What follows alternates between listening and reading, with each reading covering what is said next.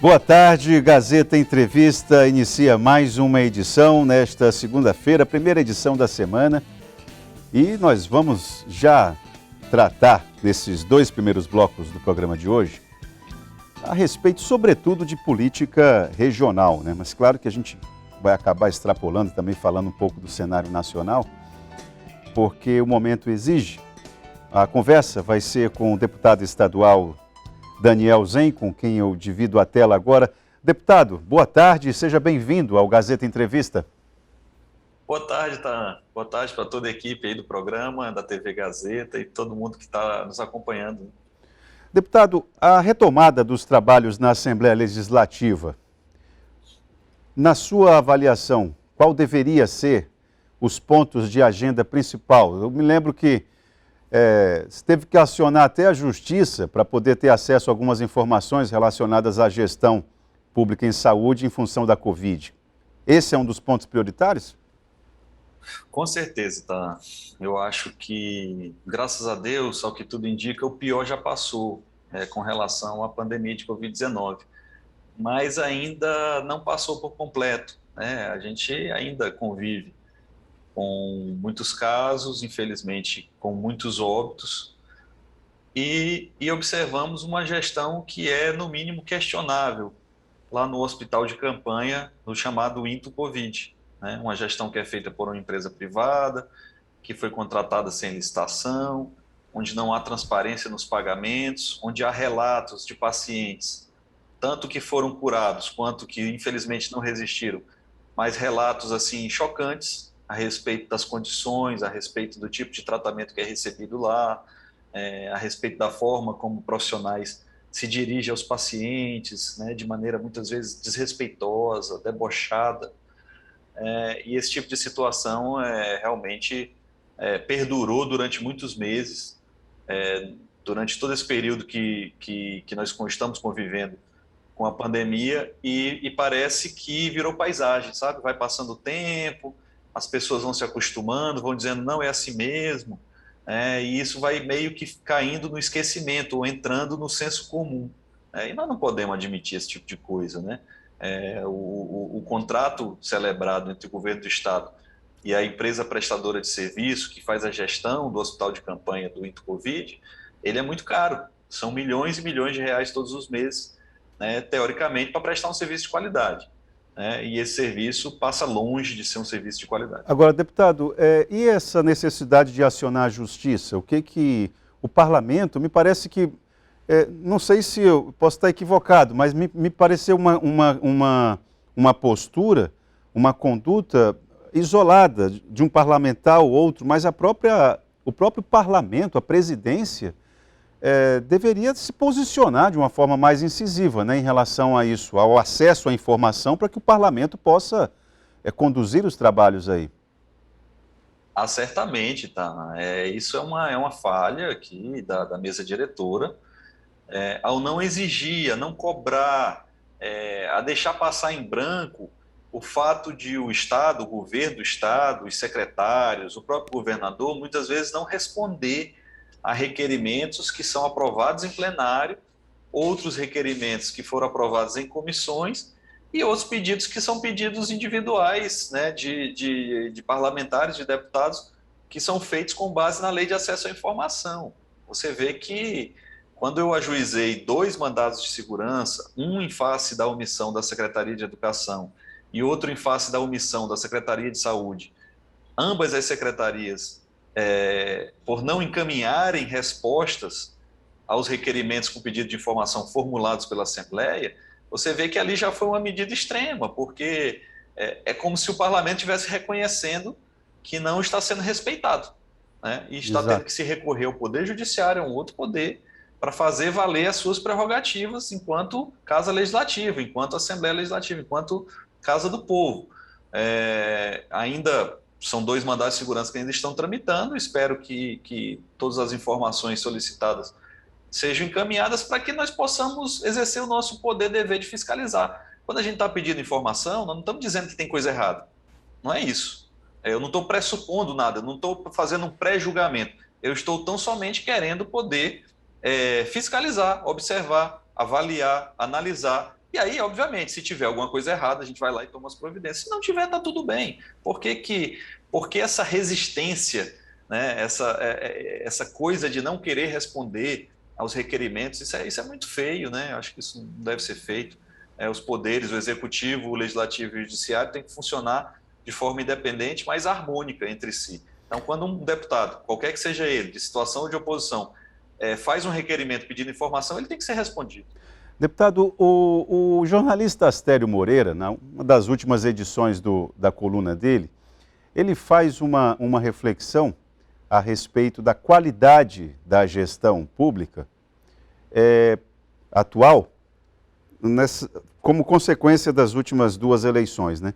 E ele fala o seguinte, que é preciso ir além do antipetismo. É um raciocínio que dialoga com o resultado das urnas, respeita o resultado das urnas, mas exige um passo além. Os gestores atuais precisam dar consequência a esse espírito da coisa, né? Mas parece que a coisa não tá engrenando. Eu vou lembrar aqui, deputado, o senhor mesmo divulgou recentemente nas redes sociais um vídeo em que ironiza a ação do governo estadual de pintar os tratores e máquinas como se isso fosse um grande gesto, uma grande ação. Na área de agricultura, por exemplo, a velha pauta, a velha agenda dos ramais, isso não é novidade. Né? Ramal, a questão da infraestrutura é uma necessidade que vem de longe. Mas eu desconfio, eu já fiz esse raciocínio outras vezes aqui, eu vou repeti-lo. Se por um passe de mágica todos os ramais do Acre fossem asfaltados, assim, tivesse uma varinha mágica e todos os ramais do Acre fossem asfaltados, ainda assim eu imagino que tenham gargalos estruturantes para serem resolvidos nas nossas produções agrícolas aí, deputado. Tem sim, Tan, tem sim. O ramal ele é uma pré-condição, né? Acesso para garantir o direito de ir e vir e para garantir o escoamento da produção, né? Mas para você ter uma produção forte, pujante, vamos dizer assim, é preciso, além do acesso e a trafegabilidade dos ramais, é preciso assistência técnica e acesso ao crédito, né? É o tripé básico da agricultura familiar ou mesmo do agronegócio, né? Você precisa do acesso por intermédio dos ramais, você precisa da assistência técnica que é prestada pelo serviço de ATE, né? No caso a Emater, ou as prefeituras municipais, quando contam com serviço de assistência técnica, e o acesso ao crédito. Sem crédito pelos bancos estatais, como o Banco da Amazônia, o Banco do Brasil, a Caixa Econômica, é muito difícil do produtor conseguir investir do próprio bolso nas suas lavouras, nas suas culturas. Se você não tem assistência técnica, você acaba condenando o produtor a uma única cultura, que é a da macaxeira, porque é mais fácil, porque é mais resistente à praga, porque não precisa de correção de solo, porque é tradicional da nossa região e é uma cultura importante. O Estado exporta grandes quantias de farinha de mandioca, então você não pode desconsiderar ou menosprezar a cultura da macaxeira no nosso Estado, mas precisa de outras coisas. Tem município dando exemplo, então. O município de Mâncio Lima, por exemplo, o nosso prefeito Isaac, investiu fortemente em assistência técnica, ramais e crédito, e hoje eles produzem, além da macaxeira, da farinha e do gado, né, que são os campeões depois da madeira e da castanha, inclusive na pauta de exportação, eles produzem a melancia amarela, eles produzem a pimenta do reino, eles têm investido muito no café e no coco, né? Então, os municípios precisam também tomar essa decisão, através das suas prefeituras, de estimular os produtores rurais a ampliar essa questão da produção. Agora, você falou aí no início na questão do governo, né, e a falta de apoio do governo nessa área, é porque o nosso governo, infelizmente, é um governo que não tem rumo. Ele é um governo que atua de forma randômica, de forma espasmódica, ou seja, os problemas vão aparecendo e à medida que o problema vai aparecendo, ele vai resolver pontualmente aquele problema. Mas não tem um plano, não tem um programa de governo, não tem programas que você possa encaixar neles projetos, executar esses projetos e pensar e mirar no desenvolvimento, na geração de emprego, na distribuição de renda, na redução das desigualdades. Ô Daniel, o governo atua, vamos dizer assim, empurrando com a barriga. Eu vou dialogar com essa tua resposta, principalmente com o início dela, no que se refere ao papel dos bancos. Semana passada, me parece, se a memória não me falha, foi semana passada, nós estivemos aqui com o superintendente regional do Banco da Amazônia. E eu não vou me lembrar a cifra, mas a safra 2020-2021 teve digamos, números superlativos. O desempenho do Acre foi um dos melhores da região norte. Eu queria saber como é que isso dialoga com o cenário da agricultura no Acre atualmente. Se ramais é apenas um dos fatores e o papel dos bancos estatais é importantíssimo e estratégico, por que esse desempenho do Banco da Amazônia não consegue chegar nas porteiras dos pequenos produtores? Porque é muito mais fácil financiar o grande produtor. Nós tivemos um crescimento recorde, por exemplo, no milho e na soja. Isso é importante, é bom que aconteça isso, não é ruim não. Mas a gente conta nos dedos aqui no estado do Acre quem são os produtores, os plantadores de soja e os produtores de milho em grande escala. A maior parte do estado é feita de pequenas e médias propriedades, ou seja, de agricultores da agricultura familiar. E esses precisam muito mais da ajuda do Estado do que o grande. O grande tem condição de pegar empréstimo, o grande tem condição de comprar um implemento agrícola, o grande tem condição de fazer correção de solo. O grande produtor, o latifundiário, ele tem dinheiro, né? E não tem aquele ditado que diz a água só corre por mar. Quem tem dinheiro faz dinheiro. Se o Estado não tiver o papel de equalizar a diferença entre os grandes, os médios e os pequenos, só quem vai continuar ganhando dinheiro eternamente a vida inteira e passando de geração em geração são os ricos. O papel do Estado é esse. O papel do Estado é assegurar o tráfego, a trafegabilidade dos ramais, não é só para o grande não, é para o pequeno. O papel do Estado é prestar assistência técnica, não é para o grande não, porque o grande tem dinheiro para contratar o engenheiro agrônomo, o técnico agrícola. Se o Estado não fornecer para ele, ele vai lá e resolve o problema dele. O pequeno não tem, né? Então, o Estado tem que fornecer assistência técnica para o pequeno. O Estado tem que mediar o crédito para o banco. Sabe por quê, Itan? Porque pegar crédito no banco é difícil. A quantidade de exigências, de garantias reais, de documentos, o grande resolve. O grande contrata o escritório de projeto agrícola com advogado, com contador, com engenheiro agrônomo, e ele faz o projeto e ele acessa o crédito. O pequeno, se não tiver quem faça o projeto para ele não consegue acessar o crédito. Daniel. E fora isso, ainda tem a questão do implemento agrícola, do maquinário, né, então? Porque o pequeno, se o Estado não tiver maquinário para ele fazer de estoca, gradil, aradagem, etc., ele vai queimar. Agora, Daniel... Porque fazer tudo no braço da enxada e no cabo do teçado é praticamente impossível. Aí ele vai se recorrer ao fogo. E quando ele recorre ao fogo, ele tanto vai ser multado, como ele, ao longo de 1, 2, 3 anos, ele vai empobrecer o solo dele, porque um solo, um pasto, um roçado de qualquer cultura, com 2, 3 anos de queima, ele esturrica, ele perde os nutrientes. A queima é a maneira mais fácil de preparar o solo para a agricultura, mas, ao mesmo tempo, é a maneira que mais degrada e que encurta o prazo de validade do solo. Então, se não tiver acesso a ramal, assistência técnica, crédito e mecanização, 4 coisinhas, não existe agricultura familiar. Só quem vai produzir, plantar, colher e ganhar muita grana é o latifúndio, é o latifundiário, é o grande fazendeiro. Eu vou lembrar aqui que dados do Amazon mostram que o mês de junho deste ano foi um dos mais dramáticos no que se refere a perdas de áreas florestais, aqui na região amazônica, né? Agora, Daniel, o que está faltando? Você falou a respeito da ausência de um planejamento estratégico, né? E, bom, já estamos no 3º ano de governo, mas eu, novamente, conversei semana passada aqui com a superintendente regional da Conab.